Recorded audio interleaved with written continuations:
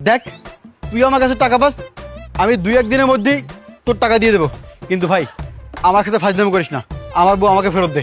আরে বেটা আমি তোর সাথে ফাইজলামি কেন করতে যাবো? হ্যাঁ, আমি তো তোর বউরে নিয়ে শপিং এ বেরিয়েছিলাম আর ওইখান থেকে তোর বউ পালাইছে। পালাইছে মানে? এই তোর কাছ থেকে আমার বউ কেমনে পালায়? আমি বিশ্বাস করি না। তুই নিশ্চয়ই আমার বউকে মেরে গুম করে দিয়েছিস। সত্যি করে বলতো, মেরে গুম করেছিস নাকি জীবিত গুম করেছিস? উল্টোপাল্টা কিছু করিসনি তো? এই তোর আমার দেখে কি ওরকম ছেলে মনে হয়? হ্যাঁ, যে টাকার জন্য নিজের বন্ধুর বউকে তুলে আনতে পারে তাকে করবো আমি বিশ্বাস। দেখ আমি শুধু টাকার জন্য তোর বউরে তুলে আনছি, কারণ আমার টাকা নিয়ে কেউ নয় ছয় করে না, শুধুমাত্র তুই নয় ছয় করছিস, আর এই কারণে আমি এই পথ বাইছে নিছি। আর সেই পথে তুই ওরে পছন্দ করে ফেলছিস, আর এর জন্য তুই আমার সাথে ওরে নিয়ে নয়সা শুরু করছিস। দেখ আমি যদি ওরে না পাই না, তোর নামে থানায় মামলা করব।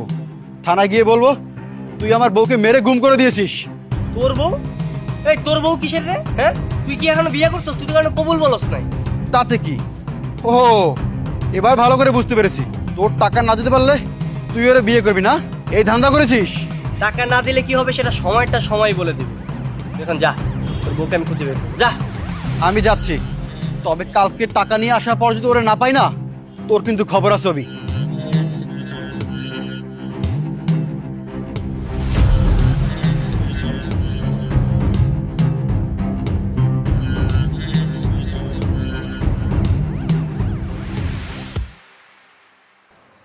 দেখ দোস্ত, এটা কোনোভাবেই পসিবল না।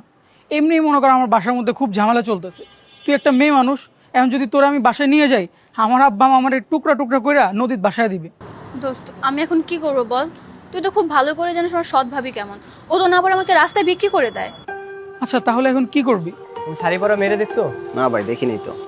কি করব, কোথায় যাব, আমার মাথায় কিছুই আসতেছে না।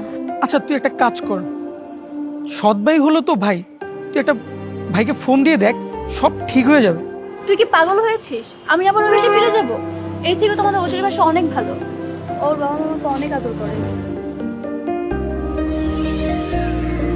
আচ্ছা তাইলে তুই অভিভাবকদের বাসায় যা। আমিও সেটাই ভাবছি জানিস।